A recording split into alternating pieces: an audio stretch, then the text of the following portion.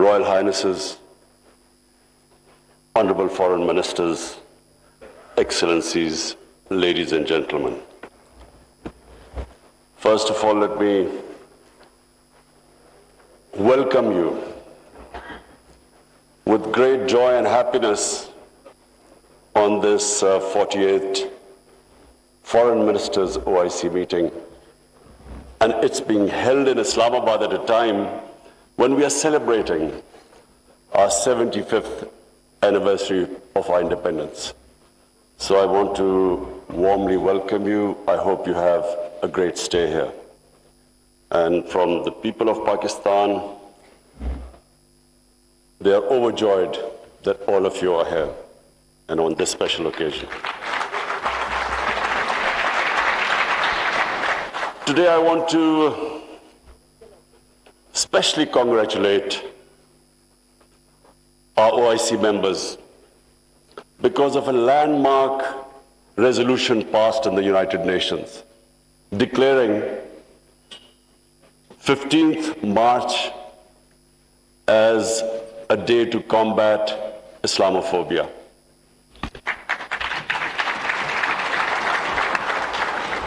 But I want to remind people why 15th of March. 15th of March was a day when a gunman walked into a mosque in New Zealand and shot dead 50 people.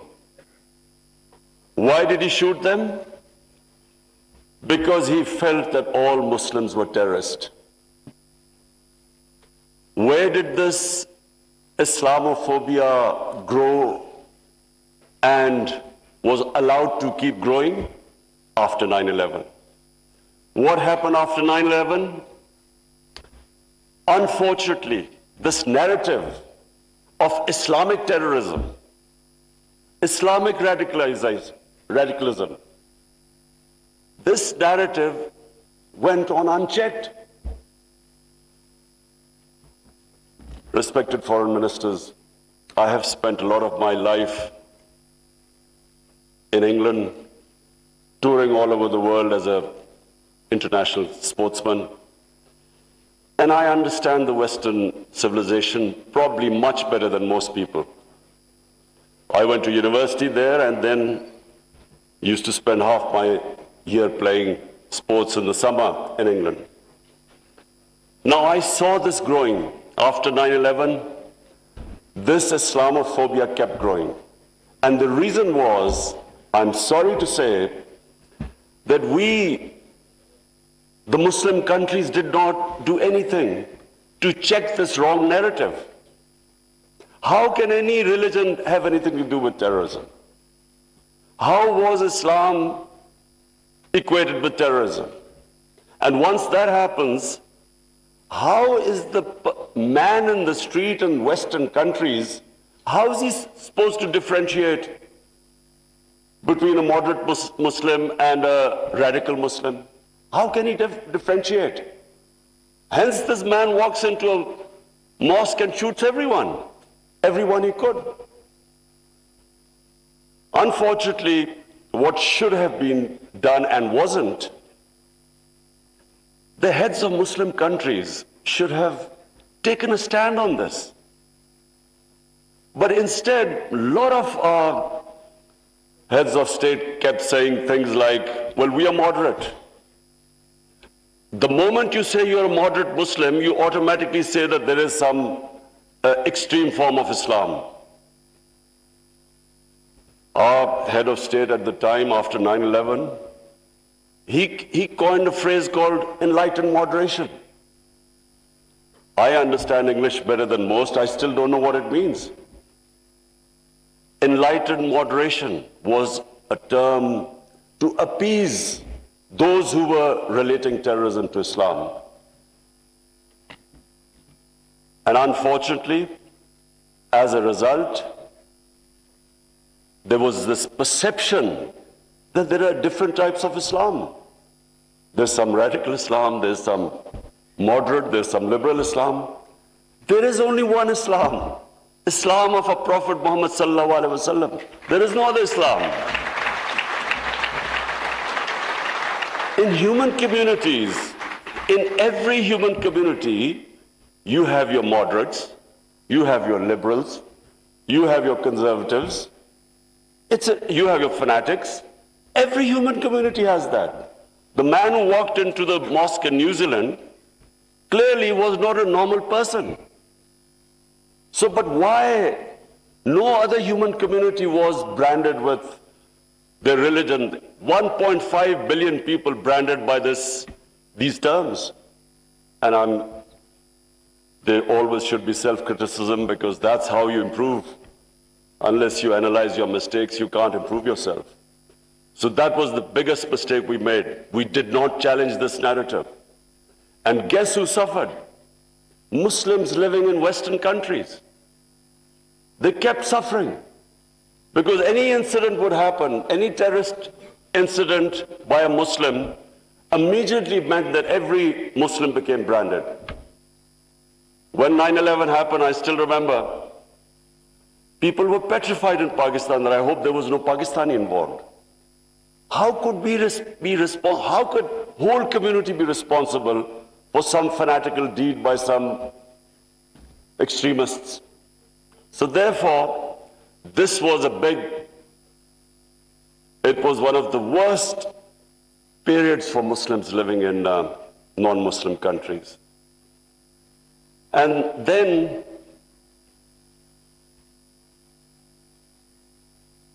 in 1989, there was a book called Satanic Verses, written by a Muslim who knew, because he came from a Muslim family, he knew the reaction in the Muslim world amongst the Muslims if he insulted or mocked or ridiculed our Holy Prophet, peace be upon him. But what happened after 1989 was, rather than again the Muslim world coming up with an intellectual narrative, trying to explain to them that why do we feel, why are we so hurt when our Holy Prophet is ridiculed? Why does it hurt us so much? Living in and knowing the Western societies, I knew why they couldn't understand, because they do not treat religion like we do. Jesus Christ is not treated the way we in the West, the way we treat our Holy Prophet here. So they couldn't understand what was going on. Why were there demonstrations? Why were there death threats to Salman Rushdie? So they kept thinking that the Muslims do not allow freedom of expression. So Muslim world is intolerant. It doesn't allow freedom of expression. They were able to vilify our religion. And yet there was no coherent response from the Muslim world. And therefore, we kept into the cycle. Every few years, there would be some cartoons, insulting cartoons against our Prophet. Every few years, there would be something insulting him. We would respond. There would be some act of extremists. They would not respond. So this Islamophobia, this cycle kept getting worse. And poor Muslims living in Western societies kept suffering. So that's why I'm really pleased that for the first time it has been acknowledged that Islamophobia is a reality and something needs to be done about it. And from now onwards, we hope that we will be able to put forward a narrative that why it hurts us so much. And honorable foreign ministers, let me just say that I only came into politics 25 years ago. I was watching this Islamophobia building up in Western societies. But two, I wanted my country. We were the only country which became independent in the name of Islam. And so,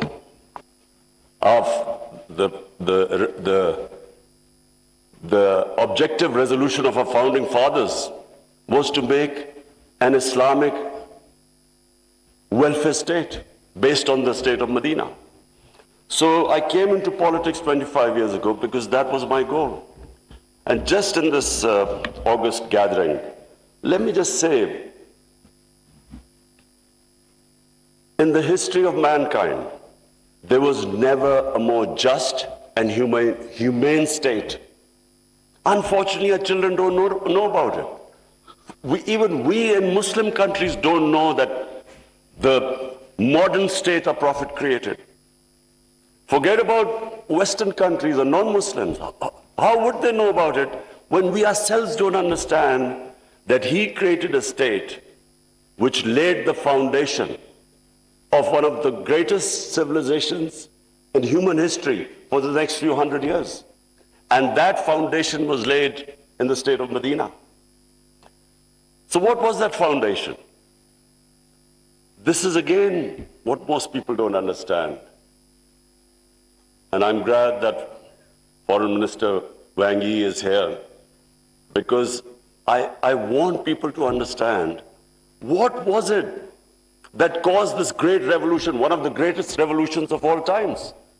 The state of Medina was one of the greatest revolutions. What was it? Number one, our Prophet was given the title in our holy book, the Quran, as Rahmatul lil Alameen, mercy for mankind, not mercy for Muslims. He came as a mercy for mankind. He came to unite mankind, not divide mankind.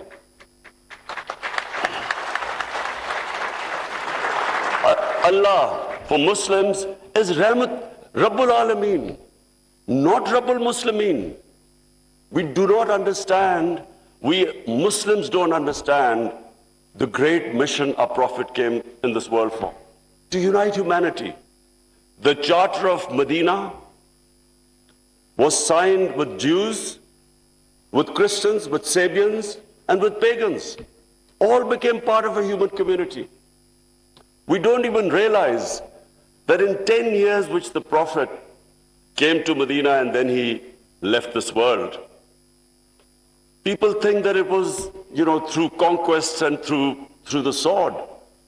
Hardly anyone knows that in these 10 years, there were only about 1,200 people who were killed in battles. In these 10 years, 1,200 people died and Islam spread all over Arabia. So it was a revolution of ideas. He created a new system. It's the state of Medina, he created the best rule of law. The basis of a civilized society is rule of law. His saying that even if my daughter commits a crime, she will be punished. No one is above law. His saying that many nations before you have been destroyed, where the powerful crooks were exempted, were given immunity, and poor crooks were put into jail. If you look at the world right now, Excellencies, I can tell you, just look at all the poor countries. Look at the countries which have poverty. There will be one thing in common. They cannot catch the white-collar criminals. They only end up putting petty criminals in jail. This is the biggest problem which our Prophet, peace be upon him, predicted almost 1,500 years ago. The developing world is poor, not because they lack resources, because they cannot put the powerful criminals in jail. There's a fact-eye panel report by Secretary General of the United Nations. According to this report, and this will shock all of you, that every year, $1.6 trillion leave the poor countries and end up in tax havens and in the developed world. $1.6 trillion according to the fact-eye panel report of the UN Secretary General. Just imagine what is going on. Poor countries are being robbed simply because we cannot put the powerful criminals in jail. We cannot bring them under the rule of law. This is what our Prophet predicted. And this was the state of Medina, where he set up this system. of rule of law, no one above.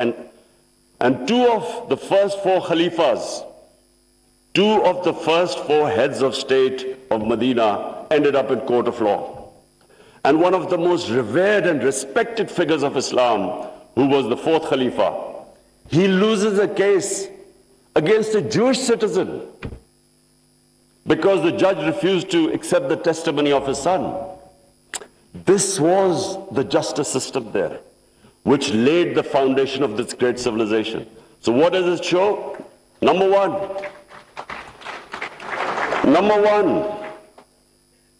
that minorities were equal citizens. They were equal citizens in front of law. There was no discrimination. Secondly, it shows that a common citizen could win a case against the head of state. No one was above law. This is 600 years before the Magna Carta was signed in England, which was the beginning of the democratic struggle of Britain. And it took them years before they could actually bring their head of state under the rule of law. This is what happened in the state of Medina. It was ahead of its time. And then it was the first welfare state in the history of mankind. Compassion, humanity. It was a state which took care of its weak, its orphans, its widows, its poor people. It was the first time pensions were introduced in the state of Medina. They took care of the old people. A compassionate state. A state where they wanted to please the Almighty. How do you please the Almighty Allah? By looking after His human beings, especially the weak. This is what happened in the state of Medina. And today, I feel sad whenever I go to Scandinavia. I see what a welfare state should be in all over the Muslim world. Look at humanity there. Look at the way they look after the weak. In fact, sometimes I'm sad because they look after the animals better than some of us look after our human beings. And remember, He's Rahmatul Alameen, so whoever listened to His message, whichever human community will prosper. It doesn't matter because for all humanity, He brought the message of mercy. If you look at Switzerland, in the rule of law index, Switzerland is 99%. 99%. So with hardly any resources, it is one of the most prosperous countries in the world. So as I said, anyone who goes by the model of Medina will prosper. And then, quest for knowledge. Foreign Minister Wang Yi, you'll be surprised, one of our prophets saying, he said, even if you have to go to China to learn and quest for knowledge, you must go there. Now first China at that time was center of knowledge, but it meant even risking your life. Going from, at that time, Arabia to China meant you might not come back. So that was the quest of knowledge. You have to seek knowledge from cradle to grave. He sparked off this great knowledge revolution. For hundreds of years, the top scientists were Muslims because they thought quest for knowledge was a sacred duty. Look at the situation in the Muslim world today. How much do we have a quest for knowledge? And then we get so much, wherever you go, Muslims are, that our women we imprison our women have no rights. And sometimes, it almost seemed that the US invaded Afghanistan to liberate their women. There was no other reason except to liberate their women. Somehow our women are in prison. Let me just tell you that it was a revolutionary move by our Prophet that women were given inheritance rights. They were empowered. In Europe, even 100 years ago, the women barely got their inheritance rights. 1500 years ago, women were given their rights. And no one seems to know this. And sadly, cultural issues are equated to our religion. We cannot explain, sometimes Western people say, they confuse culture with religion. I'm sad to say in Pakistan, we discovered 70% of our women do not get inheritance rights. So we have especially had to pass law to enforce that women must get their inheritance rights. This is 1500 years later. And no one knows this. Slaves,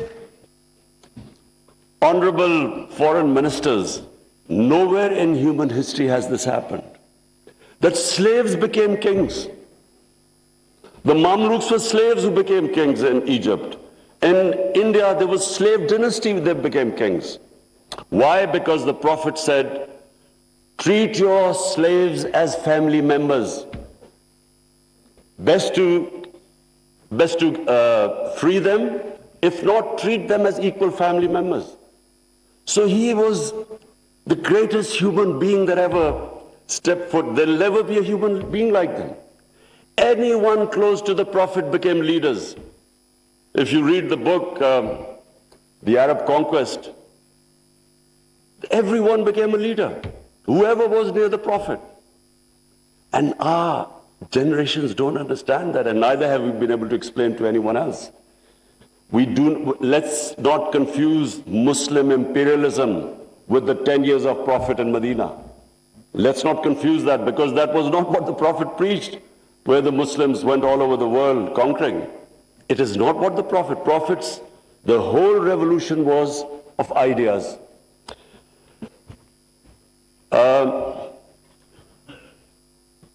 Honorable foreign ministers, one of the ideas of OIC is to protect Islamic values. So now I will say something which is completely different. I believe that Islamic values never have been so much under threat as they are right now. And I bring this to this August assembly because when I became the Prime Minister, I asked the police chief, asked him what the crime chart. I was amazed to note that sex crime, child abuse and rape is the fastest growing crime in this country. So we did further investigation. We discovered that the mobile phone, the sort of pornographic material available on the mobile phone to children, this has never happened in human history. So the material available is causing havoc in our society without us knowing. Parents don't know what's happening when the child goes into his room or something. They don't know what he's watching on his mobile phone. It is very important that this August forum, we should plan how to combat this, because it is already having a huge impact. We have a rise in divorces. We all know that the more vulgarity, the more a society gets permissive, it has a direct impact on the family system. One of the most important things about Islam is that our religion protects the family system. We have values like we respect parents, we have respect for our teachers, but the culture that is coming through social media, we really need to think carefully, how are we going to protect our generations? I have formed in Pakistan a Rahmatullah Alameen authority of scholars. The whole purpose is, how are we going to give an alternate point of view to our children? Cartoons, how do we, because children get influenced from that age onwards, how do we strengthen our children against this unpredictable social media revolution? How do we know where it is going? So I think that I thought at this meeting I should mention, because we need to start thinking about alternate media, how we can combat. You can't stop social media, but we can give our children, fortify them, strengthen them ethically and morally. Now I come to two important political issues. One is Palestine and the other is Kashmir. Honorable foreign ministers, we have failed both the Palestinians and the people of Kashmir. I'm sad to say that we have been able to make no impact at all. They don't take us seriously. We are a divided house, and those powers know it. We are 1.5 billion people, and yet our voice to stop this blatant injustice is insignificant. We are not talking about conquering some country. We're simply talking about the human rights of the people of Kashmir and Palestine, the international law, which is on their side, United Nations Security Council resolutions that back their right. In Kashmir, the international community promised them the right to decide their own destiny through a plebiscite. That right was never given to them. In fact, the special status of Kashmir was taken away illegally by India on 5th August 2019. Nothing happened because they feel no pressure. They feel we can make a resolution and then, back to our usual business. I'm not talking about altering our foreign policies. All of us countries have our different foreign policies. But on core issues, I'm asking the OIC that unless we have a united front, we will keep these abuses will happen. Like in Palestine, it's daylight robbery going on in Palestine. The only hope I have is now because of social media, first time in Western countries, there's awareness of what's going on to the poor Palestinians. That is so far much more than the OIC. It's the mobile phone and the spread of information of the injustices being done to the Palestinians. That is the best, at the moment, the best way to protect them, not us. In Kashmir, it's a war crime, according to the 4th Geneva Convention, to change the demography of an occupied land. India is changing the demography of Kashmir by making the Muslims from a majority to a minority, by bringing in settlers from outside. This is a war crime. Yet no one has pushed about it. Neither India has pushed nor Israel, because they think we are ineffective. So, honorable foreign ministers, let me just say that the way the world is headed, I'm afraid it's headed the wrong way. There's a Cold War almost started. There is a chance of world being divided into blocks. We 1.5 billion people, unless we are united, unless we take a united stand, we'll be nowhere. As what I'm scared to say where the future is headed right now. Before I come to Ukraine, I just want to talk about Afghanistan. It is extremely important that we stabilize Afghanistan. After 40 years, and no nation has suffered as the people of Afghanistan. 40 years of conflict. Finally, there is no conflict going on. The only danger now to Afghanistan is that through the sanctions and non-recognition, they might end up having a humanitarian crisis. Already the people are falling below the poverty line. Already there's a brain drain going on. So it's extremely important that we help the people of Afghanistan. And I say this because a stable Afghanistan is the only way, I repeat, it's the only way we are going to be able to stop international terrorism from Afghan soil. No other country is going to be able to do it. Let's not be delusional that some other country will come in and sort of through drones or something fight terrorism. It's not going to happen. The only hope is a stable Afghanistan government that can take care of international terrorism. I want to add a word of caution. Anyone who knows the Afghan character should be cautioned that please do not push the people of Afghanistan to do things where they feel that their sovereignty is being threatened. They are very proud, independent-minded people. They have always fought for their sovereignty for hundreds of years. They do not like the idea that someone is dictating to them. So I would caution that let's help them, let's encourage them, let's get them involved in the international community. And I believe that the people of Afghanistan are strong enough to evolve and go in the right direction. But please let's remember that the Afghan character does not like outside interference. And finally, I come to Ukraine. I'm, like I think everyone here and the rest of the world, we're all worried about what's going on there. May I suggest that the OIC, during its discussions, the foreign ministers, we should think about how we, represent 1.5 billion people, how we can mediate, how we can bring about a ceasefire, how we can try and put an end to the conflict.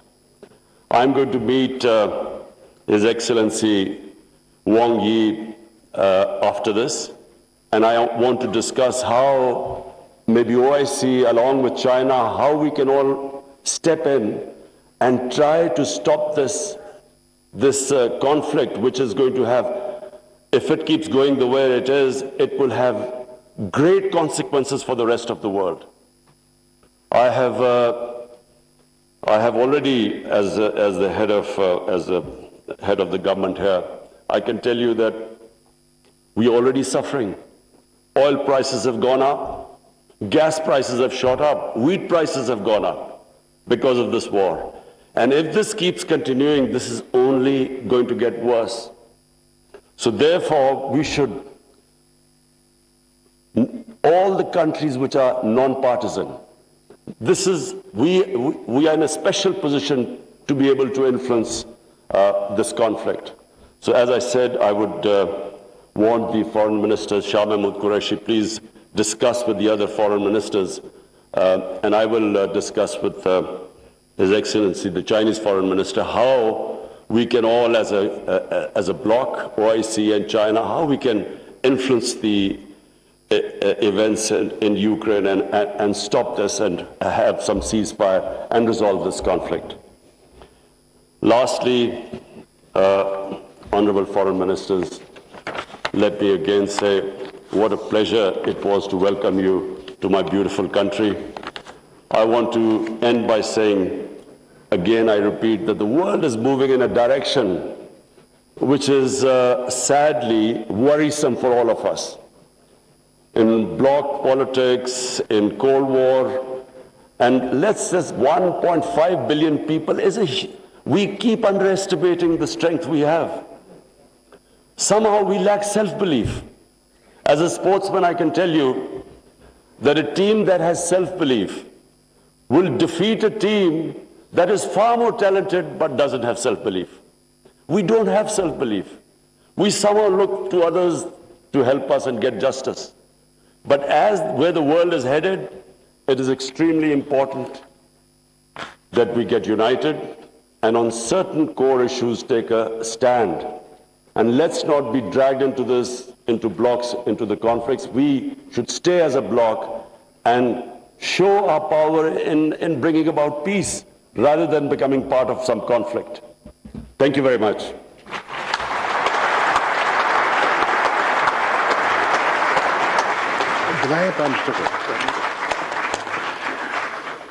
Thank you, Prime Minister, for gracing the session and enlightening us with your words of wisdom. I'm confident that your thought-provoking address will guide the deliberations of this 48th session for the next 2 days. Excellencies, we take a break for lunch and prayers. Since the inaugural session took much more time than expected, We will now reconvene at 3:15. The next segment would be off camera, open only to the members and observer states. OIC का इजलास इस वक्त जारी है और अब से कुछ देर पहले वजीर आजम इमरान खान ने OIC इजलास से खिताब किया है और इस वक्त कुछ देर का वक्फा